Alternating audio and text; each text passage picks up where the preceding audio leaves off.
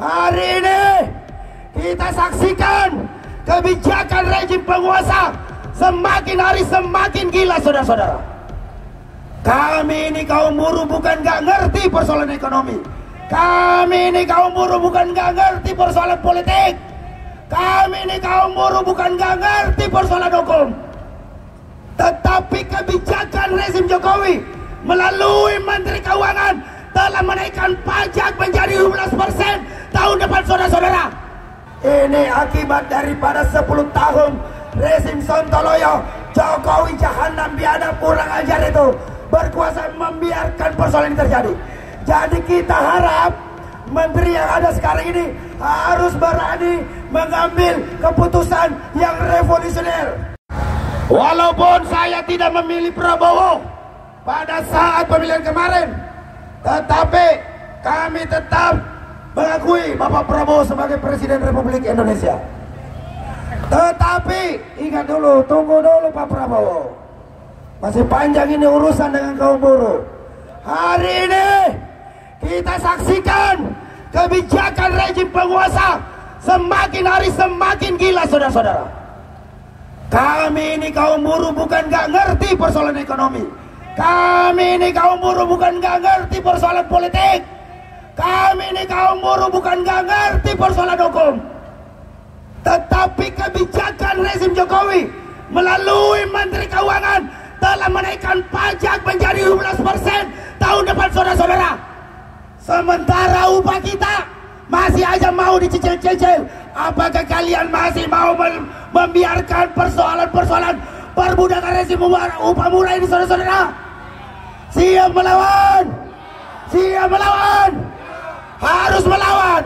Kalau kalian tidak mau melawan, maka kalian akan menjadi jogos di negeri sendiri. Kualat sampean sama pendiri-pendiri bangsa ini kalau kalian gak mau melawan. Masih mau melawan? Siap melawan? Bagaimana mau melawan, suaranya kayak kodok aja. Yang kencang dong. Masih mau melawan? Masih mau yang melawan? Masih mau melawan? Hidup buruh! Biar orang di dalam itu dengar apa yang kita mau. Enak aja kasih solusi. Solusi daripada perbaikan kondisi buruh hari ini, Pak Menteri, saya kasih tahu. Solusi kondisi hari ini adalah naikkan upah buruh setinggi-tingginya untuk mendongkrak daya beli masyarakat. Bukan upahnya dikecilin, pajaknya digedein. Itu sama dengan membunuh kaum buruh Indonesia secara pelan-pelan, sistematis, dan terstruktur. Begitu Pak Menteri. Pak Menteri harus dengarkan ini. Pak Menteri, saya harap Pak Menteri ada di dalam dan bersedia mendengarkan apa yang menjadi aspirasi kita. Kalau tidak, kita akan serbu masuk ke dalam. Betul tidak? Siap tidak serbu ke dalam? Siap tidak? Betul tidak? Hidup buruh! Hidup buruh yang melawan. Dan ini lagi-lagi, ini kondisi yang dialami oleh buruh hari ini, yang sudah semakin menderita akibat terlalu banyak pengeluaran dan menjadi korban pinjol di mana-mana. Ini akibat daripada 10 tahun rezim Sontoloyo, Jokowi jahanam biadab kurang ajar itu berkuasa membiarkan persoalan ini terjadi.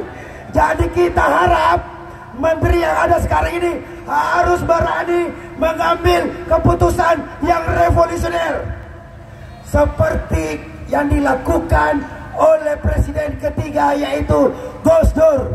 Bapak Kiai Haji Abdul Rahman Wahid berani menaikkan upah buruh sampai 50%, berani menaikkan upah gaji PNS 270%, saudara-saudara.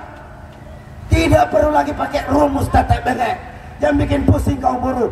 Intinya berapa uang yang harus diterima oleh kaum buruh bawa pulang ke rumahnya, itu layak atau tidak? Itu harus begitu Pak Menteri.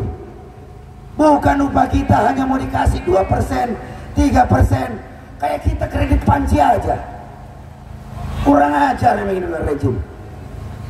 Jadi kita hadir ke sini akan mencoba memberikan terobosan terhadap rumusan-rumusan kenaikan upah agar dapat benar-benar menuju upah layak. Karena pemerintah sendiri kemarin mengumumkan katanya pegawai negeri sipil akan terima gaji 2 juta tiap bulan. Ternyata omong kosong. Yang ada gajinya untuk golongan 2D itu hanya dijadikan 2,6. Itu jauh dari standar kehidupan layak. Ditambah lagi kebohongan BPS yang menyatakan upah layak hanya 1.020.000 rupiah. Ini kurang ajar ini BPS ini. Nggak tahu dia survei pakai apa itu. Jangan-jangan pakai survei dibiayai oleh mafia judi online lagi. Brengsek memang ini. Jadi hari ini kawan-kawan, saya harapkan kepada seluruh pimpinan federasi maupun konfederasi yang kemarin sudah datang berkumpul, kita lakukan urun rembuk nasional untuk benar-benar serius memperjuangkan kenaikan upah. Ini tidak main-main. Ini tidak main-main. Sudah banyak kaum buruh Indonesia ini menjadi merana dan menderita. Sudah cukup, sudah cukup. Tidak bisa diteruskan lagi. Kalau masih rezim ini memperlakukan sistem upah murah, lebih bagus bubar aja. Rezim apa ini? Saya hanya menagih daripada pidato Pak Prabowo ketika sidang paripurna.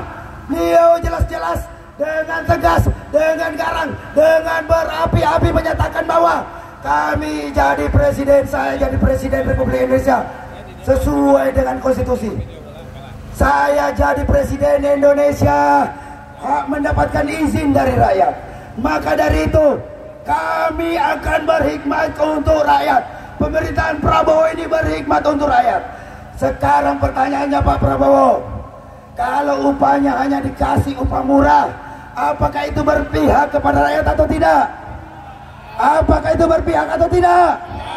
Sementara pengusaha-pengusaha jahanam, pengusaha-pengusaha hitam itu mendapatkan tax holiday lah, tax amnesty lah, dan berbagai macam kebijakan yang amat menguntungkan usaha-usaha mereka.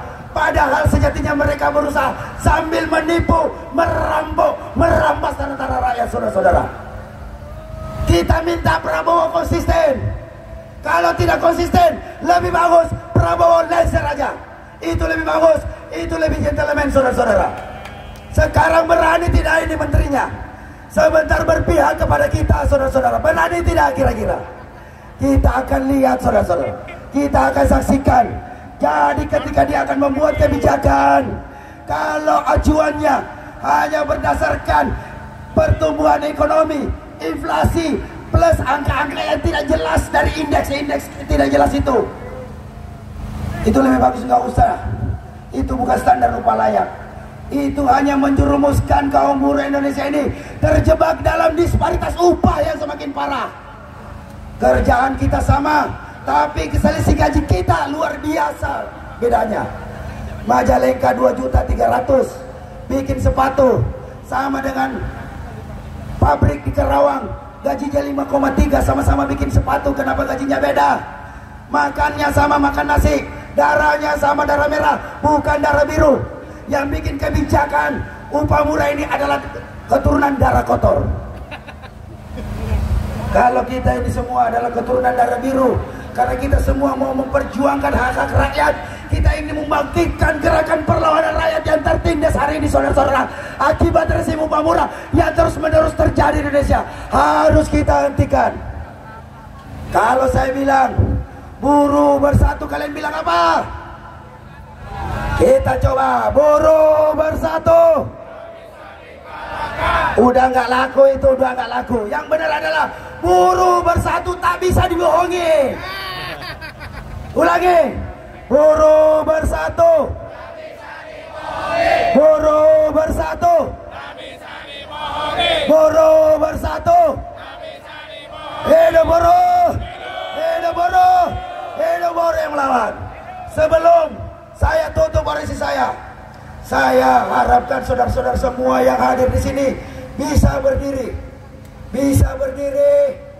Semuanya saya minta tolong dengan penuh rasa hormat, kepada para puan-puan dan tuan-tuan pejuang kaum buruh Indonesia yang hadir hari ini, yang meminta kebijakan kepada Menteri Tenaga Kerja hari ini untuk segera mengeluarkan keputusan Menteri terkait masalah upah. Jangan buruh di daerah disuruh-suruh demo ke Pemda, ke kantor kota, wali kota, tapi aturannya nggak jelas. Mereka dapat apa? Harusnya kita yang hadir di sini sebagai buruh-buruh yang cerdas, pimpinan-pimpinan buruhnya juga cerdas. Harusnya kita desa dulu aturan main di sini, agar menteri keluarkan keputusan menteri, baru kemudian kita instruksikan kepada seluruh basis kita di daerah, baru kita datangi itu kantor Pemda, kantor wali kota. Om DJ tolong putarkan lagu Tanah Airku, kita nyanyi sama-sama. Mudah-mudahan kemenangan timnas tadi malam melawan Arab Saudi 2-0 menginspirasi kemenangan kita juga hari ini, saudara-saudara. Setuju? Om DJ tolong diputarkan dulu, kita nyanyi sama-sama, suara yang keras biar Pak Menteri juga dengar, biar Pak Menteri juga punya rasa patriotik. Sambil dikibarkan bendera-benderanya, panji-panji kebesaran, teman-teman semua yang pegang bendera jangan